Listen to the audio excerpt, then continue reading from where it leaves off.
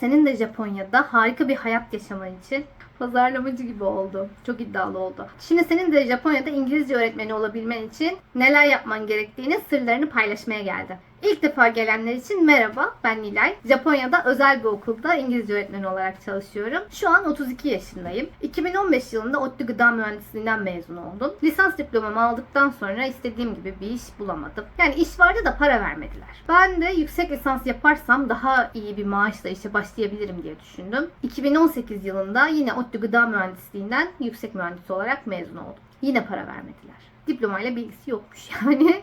8 yılda öğrenmiş olduk. Yüksek lisanstan mezun olur olmaz Teknokent'teki bir yazılım firmasında data analyst, researcher olarak Türkçe söyle, Türkçe. Türkçe veri tabanı yöneticisi. Böyle daha havalı. ODTÜ Teknokent'teki bir firmada data analist olarak işe girdim. Orada da para vermediler. Masa başı, duygusal ve maddi zorluklarla baş etmek zorunda olduğum aşırı klasik bir beyaz yaka işiydi. Serbest kıyafet ama. Pijamayla işe gittiğim günler bile olmuştu. Para vermediklerini söylemiş miydim? 2020 yılının Aralık ayında 30 yaşıma bastım. 30 yaşına girince insan böyle bir ölüyormuş gibi oluyor. Ama ölmüyorsunuz. Sürekli yorgunluk, ağrılar, varoluşsal krizler. Zor günlerdi. Hayatımı daha fazla bir bilgisayarın başında geçirmek istemediğime karar verdim. 20'li yaşlarımın başında benim de tıpkı senin şu an olduğu gibi birçok hayalim vardı. Zamanla kovalamayı bıraktığım hayallerime bir şans vermeye karar verdim. Çok edebi konuştum ama şu an. Zamanla kovalamayı bıraktığım hayallerimi yurt dışında nasıl iş bulabilirim diye araştırmaya başladım. Yurt dışında kendi mesleğinizi icra etmek istiyorsanız %80 gittiğiniz ülkenin dilini konuşmanızı bekliyorlar. Ben de sadece İngilizce bilerek yurt dışında hangi işleri yapabileceğimi araştırdım. En popüler cevap İngilizce öğretmenliği çıktı. Bulduğum her cevap bir başka soruyla bölünüyordu. Nasıl olurum, ne zaman olurum? Kim, kimden, neyi, ne belli? Eğitim bölümü mezun değilseniz dil okulları sizden TESOL ya da TEFL sertifikanız olmasını bekliyor. TESOL nedir? Nereden alınır? Hangisini almak makbuldür? Şuradan detaylı izleyebilirsiniz. TESOL sertifikanızı aldıktan sonra en zor kısım başlıyor. İş başvuruları. Soru: başka bir ülkeden Japonya'ya iş başvurusu yapılabilir mi? Cevap veriyorum: evet. Şimdi size iş arayabileceğiniz, yüzlerce iş ilanı bulabileceğiniz söylüyorum. 4 metot, 5 site, 2 yumurta 3 ekmek oldu mu? İş bulmak için kullanabileceğiniz 5 yöntem derledim. En sonunda da 6. yöntem olarak daha önce hiçbir internet sitesinde, YouTube videosunda ya da ilham verici Instagram paylaşımında görmediğiniz kendi mucizevi yöntemimi anlatacağım. 1. yöntem Facebook. Ellerimi kaldırınca üstüne Facebook koyabilir misin? Şuraya Facebook koyabilir misin? Her yere koyarız. Her yere koyar Gider mısın? falan. Bak şimdi Facebook'u Böyle buraya koy. ucundan Facebook Ayağımdan bir koyayım gitsin, yukarı gitsin istiyorum. 1. yöntem Facebook. Yaptım gerçekten, koyamazsan. Facebook sadece teyzelerin kendi crush oynayıp sizden can istediği bir platform değil. Evet. Özellikle Asya ülkelerinde hala çok aktif kullanılan bir mecra. Facebook'ta ESL diye arayıp çıkan gruplara bakabilirsiniz. Hem genel gruplar var hem de hangi ülkeye gitmek istiyorsanız %90 onun içinde ayrı bir grup var. Bu gruplarda düzenli olarak iş ilanları paylaşılıyor. Dikkat! Spam içeren gönderiler de mevcut.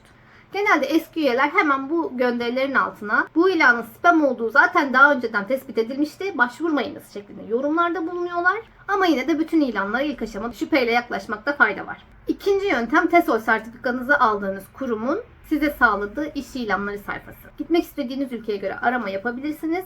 Irmağın akışına ölürüm Türkiye'm, ben bu ülkeden gitmek istemiyorum, kendi memleketimi terk etmeyi düşünmüyorum diyorsanız online öğretmenlik yapmak için de başvurabilirsiniz. Valla ekonomide malum ek gelir bile olabilir. 3. yöntem Japon iş arama siteleri. Gaijin Pot ve Jobs in Japan ESL öğretmenler arasında en popüler siteler. Çünkü İngilizce ilanlarda bulabiliyorsunuz. 3. önereceğim site Indeed Hire. Indeed Hire'da Gaijin Pot ve Jobs in Japan'e göre daha çok iş ilanı bulabilirsiniz. Peki bunun sırrını neye borçluyuz? İşte tamamen Japonca. Ama neyse ki teknoloji çağında yaşıyoruz. Google Translate'ten sayfayı çevir, hop, kolayca iş ilanlarına bakabilir, arzu ettiklerinize başvurabilirsiniz. Arzu ettikleriniz de şey oldu. Hepsine başvuracağınızı biliyorum. Ben öyle yaptım. Açtım sıradan tak tak 1, 2, 3, 4. Nerede olduğuna bile bakmadım. 4. yöntem bloglar. Japonya'ya yerleşmiş pek çok blog yazarı var. Gerçekten çok fazla olduğu için sadece bir tanesini paylaşacağım. O da Japan Travel Today. Bu sitenin sahibi birden fazla kaynağı tek bir blogda toplamış. Tek sorunu çok güncel değil. Ama araştırmalarınızı ne tarafa yönlendirmek istediğinize karar vermeniz için güzel bir kaynak. Ne tarafa? Ne tarafa? Ne tarafa? Şöyle ki bazı insanlar iş bulma ajanslarına kayıt olmayı tercih ediyorlar. Bu ajanslar sizin yerinize iş buluyor. Vize işlemlerinde yardımcı oluyor. Ve hatta bazıları kalacak yer bile ayarlıyor. Ama tabii ki de bedava değil. Yeterince paranız varsa, bu ajanslara vereceğim para bana komaz diyorsanız siz de bu yöntemi tercih edebilirsiniz. Artıları danışma hizmeti vermeleri, kendinizi güvende hissetme durumu, eksileri de düşük maaşlı işler bulmaları ve yüksek komisyon almaları. Bir de pek çoğu sadece ana dili İngilizce olan insanları ajanslarına alıyorlar. Eğer ana diliniz İngilizce değilse sizin için arabuluculuk yapmak istemiyorlar. Ama ana diliniz İngilizce olmasa bile yine de bazı ajanslar var. Ajans tercih etmek istemeyenler de yukarıda bahsettiğim metotları kullanarak okullarla doğrudan iletişime geçip kendi başlarının çaresine bakabilirler. Ben öyle yaptım. 5. yöntem yerel Japon siteleri. İlk önereceğim site Kimi Information Center. Bu sayfada büyük iş arama sitelerinde bulamayacağınız küçük okulların verdiği ilanları da bulabilirsiniz. Aynı siteden kendinize kiralık apartman ve çevirmen de bulabiliyorsunuz. Çok yönlü, çılgın bir site. Bir diğer yerel site Fukuoka Now. Yine büyük sitelerde bulamayacağınız ilanlara ulaşabiliyorsunuz. İsterseniz dün gece Fukuoka'nın arka sokaklarında kimi bıçaklamışlar onu da öğrenebiliyorsunuz. Ama Fukuoka güzel şehir, ben seviyorum. Çok da insan bıçaklamıyorlar. 1 ya da 2 yani. Haftada. Geldik benim mucizevi yöntemime. Hiç uzatmıyorum. Çare Google Maps. 1,5 yıl boyunca yukarıda bahsettiğim yöntemleri kullanarak iş aradım. Onlarca iş başvurusunda bulundum. Birkaç görüşmeye girdim ama hep reddedildim. Şimdi ver, acıklı müziği ver.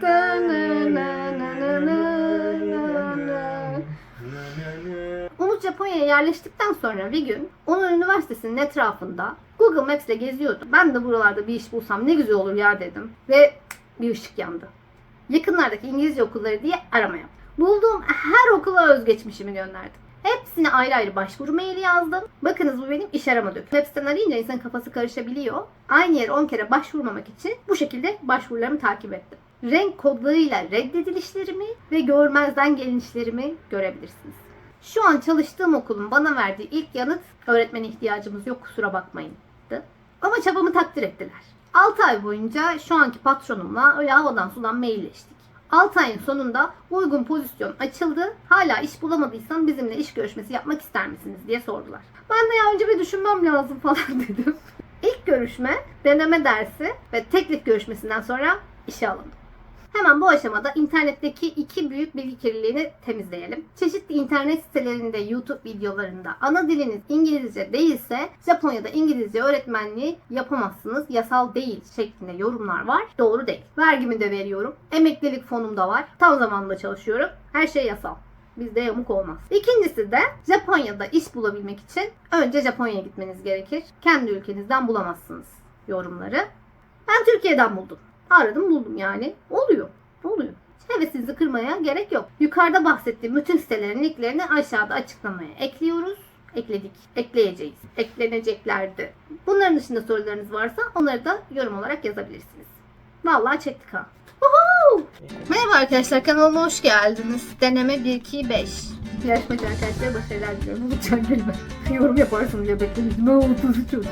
Genelde deneme sunumuna şekilde diyoruz ya. Türkçe kullanmak istersen Umut'tan aşırı yaka, klasik bir beyaz yaka eşliği. Aşırı yakalım. Aşırı demedim. Kesici olur herhalde. Değiştireyim mi?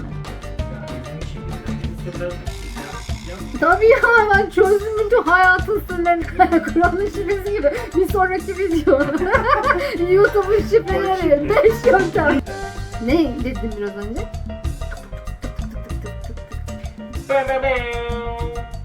Google Maps nereye koy? Google Maps. Ama arkamdan gelsin. Çare Google Maps. Ay çok havalı oldu. Niye ellerim? Böyle kollarım yok gibi çıkıyor. Neyse. Öğretmenlik yapmak için de. Ha? Tuvalete gideceğim. Bir saniye. Asistanımın çişi geldi.